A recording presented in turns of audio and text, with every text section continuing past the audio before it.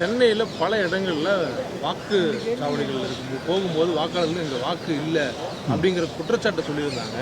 என்ன காரணம் சார்? ஏன் பலருடைய வாக்குகள் அவங்களுடைய ரோல்லே இல்லாமல் இருக்குது? ஃபஸ்ட்டு நான் சொல்கிறேங்க, சிலதில் வந்து வாக்காளர் பேர் இல்லாத காரணம் என்னென்னா, நம்மளோட ரோலில் பேர் இருக்கணும். எலக்ட்ரல் ரோல்னு சொல்கிறோம் இல்லையா, அந்த ரோல் பலருக்கு என்ன தெரியாது, ஆண்டுதோறும் ஒன்று வந்து கண்டினியூஸ் ரிவிஷன் இருக்குது. சேர்க்கலாம், நீக்கலாம், திருத்தலாம், இறந்தவரை நீக்கலாம், அந்த மாதிரி உள்ள இருக்குது இடம் மாறுதல்.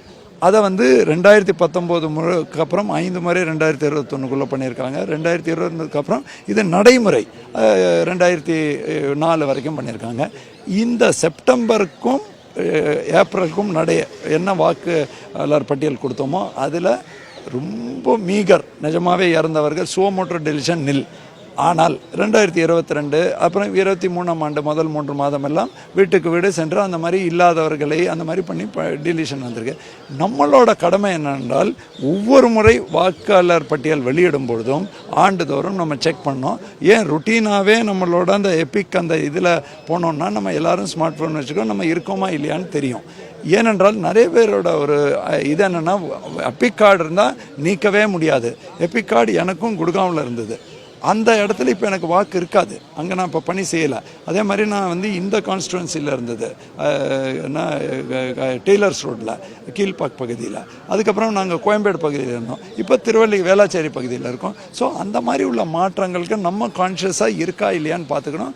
அப்படி இல்லை என்றால் கூட இந்த முறை நம்ம கடைசியாக செப்டம்பர்லேருந்து ஜான்வரி வரை பண்ணும்போது பூத் லெவல் ஏஜென்ட்டுக்கும் கொடுத்தோம்.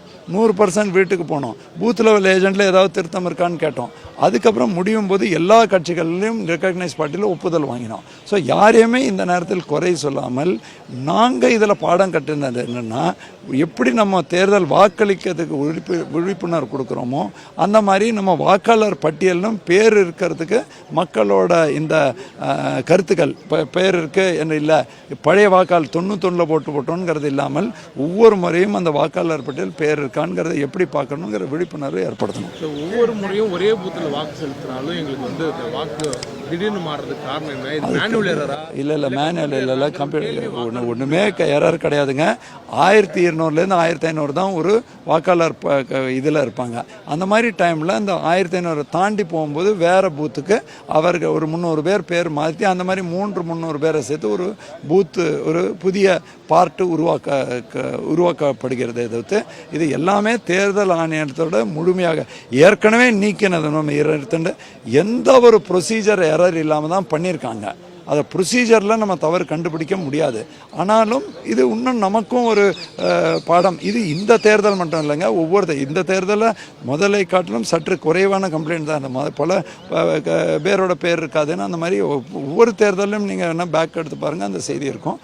ஆனால் 48 லட்சம் பேர் 2 சோழிங்கநல்லூர் இதுவரை பேர் இருந்ததும் இருக்கு இல்லையா.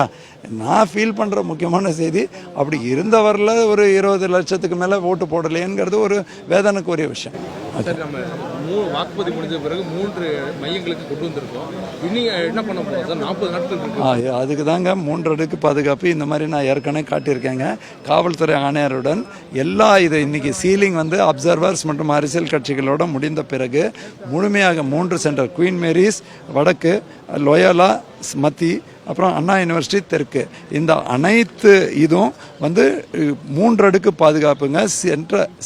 உள்ள வந்து சீல், ஸ்ட்ராங் ரூமை சீல் வைக்கிறது, 2 லாக்கை போடுறது, அதை முடித்து அதை அச்சு அடித்து அப்சர்வர் நம்மளோட இவர் என்ன சொல்கிறது ரிட்டர்னிங் ஆஃபீஸர், அப்புறம் அரசியல் கட்சியில் வச்சு வெளியில் வந்துட்டால் சிஏபிஎஃப் தான் அங்கே இருப்பார், சென்ட்ரல் ஆர்ம்டு போலீஸ் ஃபோர்ஸ். அதுக்கப்புறம் வெளியில் வந்து 188 கேமரா போட்டு கண்காணிக்கிறதுக்கு அறை இருக்குது. பொலிட்டிக்கல் பார்ட்டிஸோட ரெப்ரசன்டேட்டிவ் தகுந்த கண்டெஸ்டன்ட் கேண்டிடேட்ஸ் இங்கே வெளியில் ஃபீடை கொடுத்துருக்கோம். அதுக்கப்புறம் மற்றவர்கள் யாரும் ஏன் எங்கள் போல் அதிகாரி இங்கே டியூட்டி போடுற ஒரு டர்ன் டியூட்டியில் 2 பேர் ஒவ்வொரு இதுக்குன்னு 6 பூத்துக்கு 12 அந்த மாதிரி நம்ம ஒரு 36 அதிகாரிகள் போடுறோம். அவங்க 2 பேரும் வெளியில் தான் இருக்க முடியும். நாங்களும் இந்த அறைக்கு மேலே உள்ளே போக முடியாது. இந்த இவ்வளோ பாதுகாப்பு 40 நாட்கள் வாக்குன்றதுக்கு நமக்கு அவகாசம் இருக்குது. இந்த 3 சென்டருமே கல்லூரிகள் அமைக்கப்பட்டிருக்கு.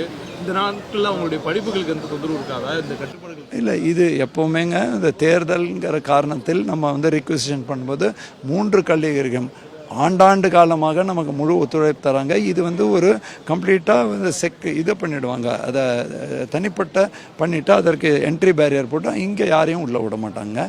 அதை அவங்க பார்த்துப்பாங்க. காவல்துறை மிகவும் சிறப்பாக அந்த பணியை பார்த்து